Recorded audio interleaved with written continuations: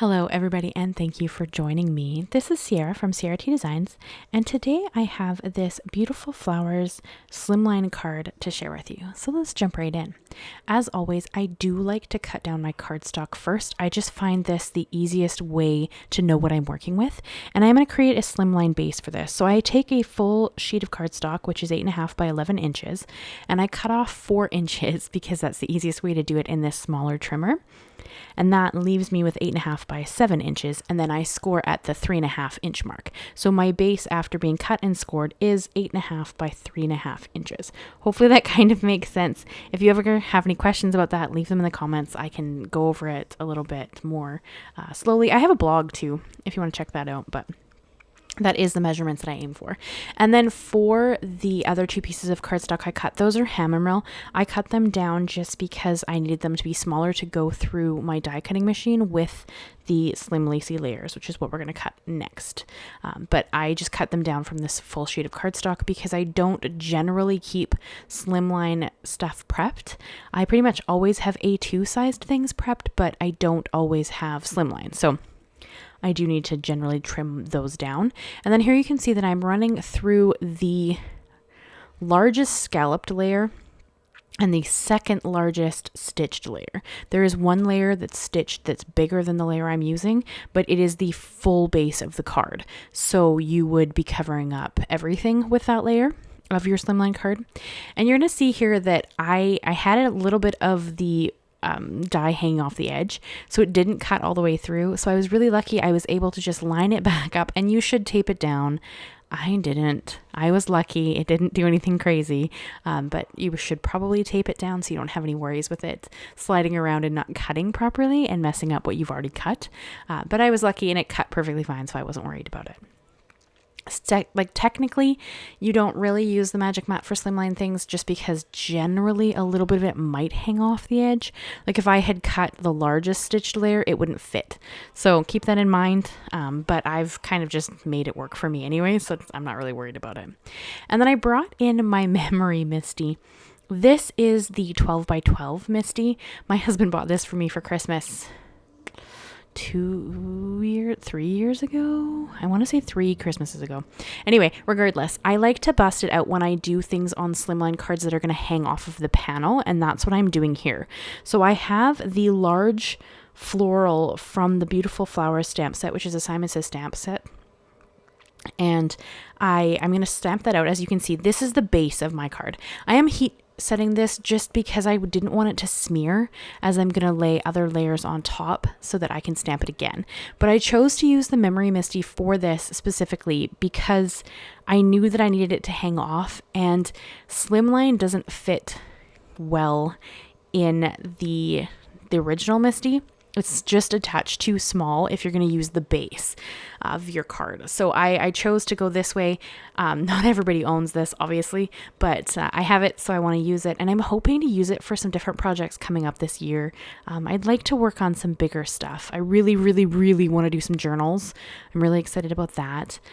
And, I have a couple of 3D projects in mind as well. So hopefully we'll be able to bust this out, but I generally don't like to use it on camera just because it is quite large, so it doesn't really sit in frame really well, but it's really great if you like to stamp on bigger pieces of cardstock, so it does work that way.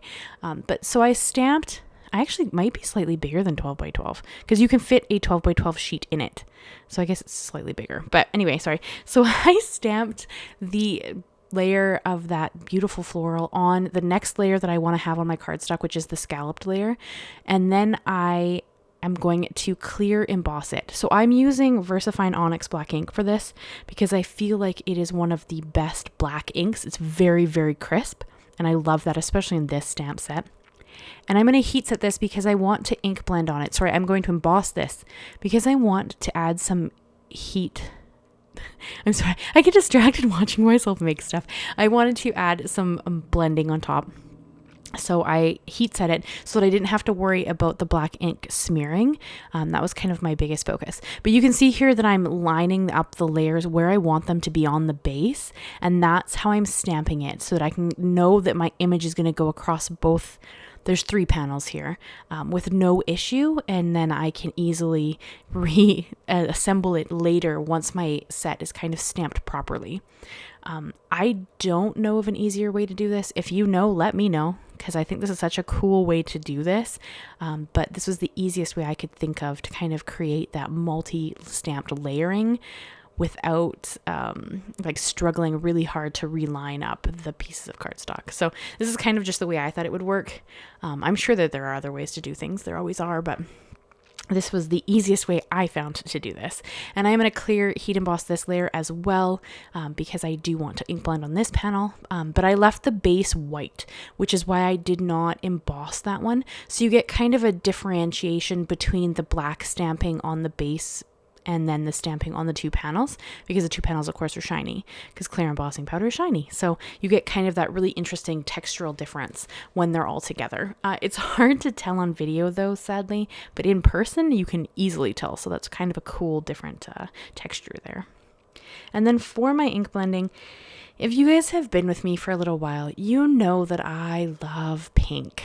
I love all the vibrant colors, but for some reason, I'm usually very drawn to pink. I love the coloring of it. So I did choose to do pink for this. You could literally use any 3 colors you want. So if pink is not your jam, but you love this card, by all means, do it in blues, do it in greens, do it in yellows, do it in oranges, do it in like a sunset, do like pink, orange, and yellow. Like there's so many variations of this that you could do that I didn't do just because I only made 1 card. But I just think that this card turned out so pretty and it would look stunning in so many different color variations. It's just that I chose to go in with pinks. So that's kind of what I'm doing. And I did start with my lightest color, which was Kitsch Flamingo, and blended that in the center of my upper panel. And then I went in with Worn Lipstick as my second color and kind of focused that more over the flowers to the left hand side. And then I finished off with Picked Raspberry, which mostly is on the scalloped edge layer, but I do bring just a touch of it in around the outside edge of my other flowers just to kind of pull it all together. Now, I chose not to blend color on the bottom of the layers. You absolutely can, but I kind of wanted that faded look because I thought it looked really pretty. So, I mean, you can play with this and kind of make it your own, but that's just kind of how I chose to do it.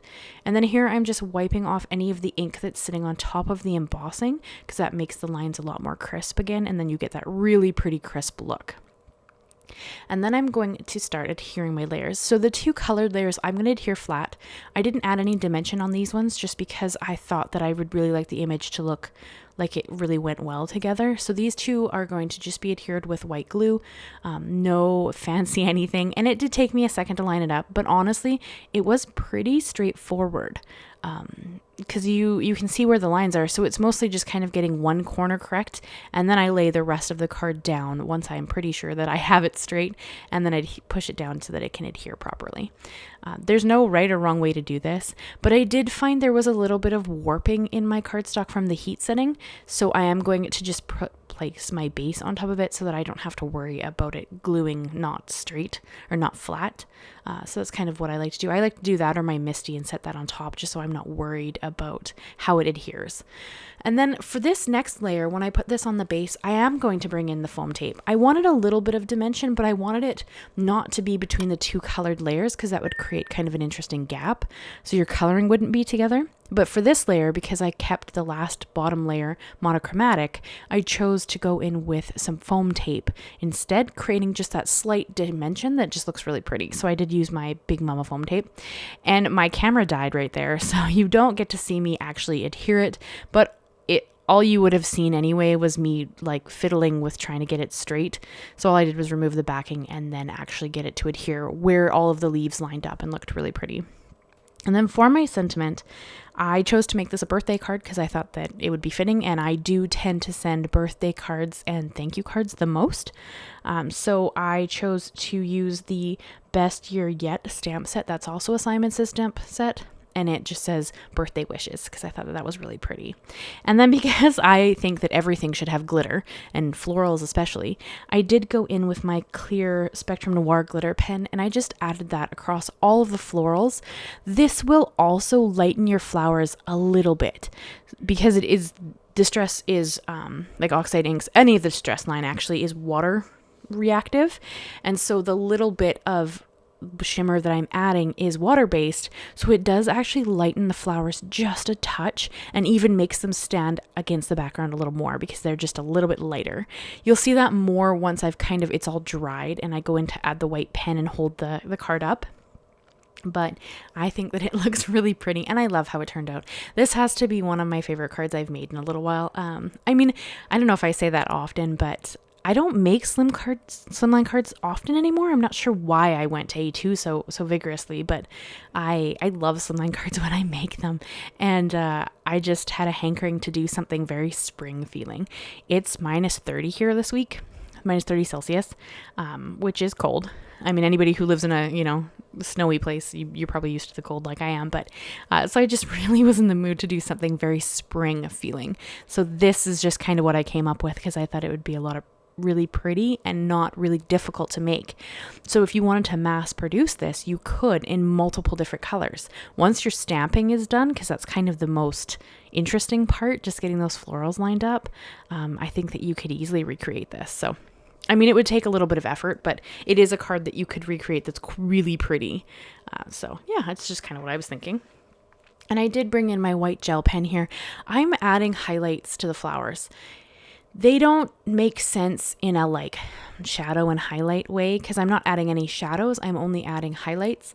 But I feel like that really brings the image to life. It just gives it a little bit of something extra. And you'll see when I hold it up at the end here, it's kind of a subtle addition, but I think that it's really pretty and eye-catching. So that's kind of what I lean towards when I add stuff like the highlights. I just think it gives it a little more life. So that's kind of what I prefer.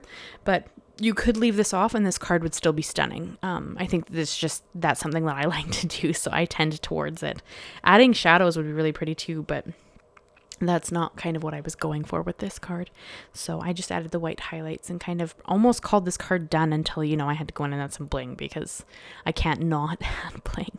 So I did bring in a couple of satin pearls just because I thought that they really leaned into that really feminine and pretty aspect that this card kind of took on. And I'm really happy with this one turned out. It's funny, every once in a while I make a card and I look at it and I'm like, I'm not sure I want to part with that card. And this ended up being one of those. So I might hold on to it for a little while and then eventually I might mail it out to somebody if I kind of can part with it. But I love how this card turned out. I hope you guys enjoyed it. I hope that you will tell me what you think. Leave me a like, leave me a comment, and consider subscribing if you haven't already. I do new videos every Monday and Thursday, and I have some interesting things coming up this year, I think.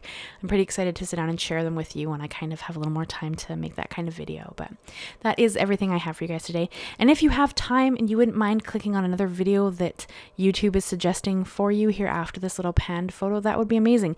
That tells YouTube that you enjoy my videos and you like my content, and that's kind of what they rate it by. So in this window right here, there will be some linked videos. Thank you so much, guys, and I will see you again very soon. Bye-bye for now.